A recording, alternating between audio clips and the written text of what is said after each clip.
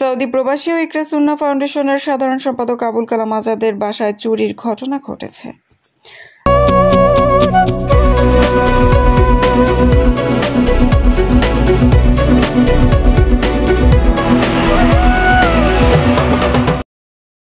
আসসালামু আলাইকুম।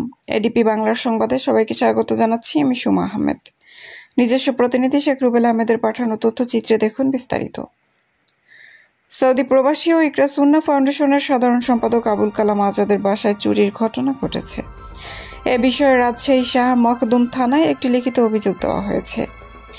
অভিযোগ সূত্রে জানা যায়, সৌদি প্রবাসী ও ইকরা সুন্নাহ ফাউন্ডেশনের সাধারণ সম্পাদক আবুল কালাম আজাদ আরও জানান, রাজশাহী জেলার নওদাপাড়া তিনি দীর্ঘদিন ধরে বসবাস করে আসছিল।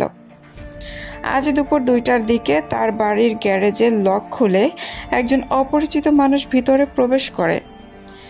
সিসিটিভির ফুটেজে দেখা যায় খুব কৌশলে গ্যারেজের তালা খুলে ভিতরে প্রবেশ করে।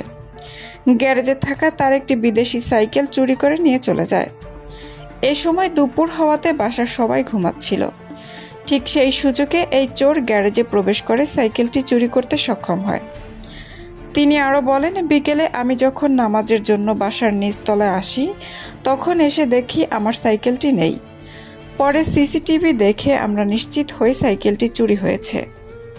তবে সিসিটিভির ফুটেজে যে ব্যক্তিকে দেখা যাচ্ছে, এই ব্যক্তিকে আশেপাশের কেউ শনাক্ত করতে পারেনি।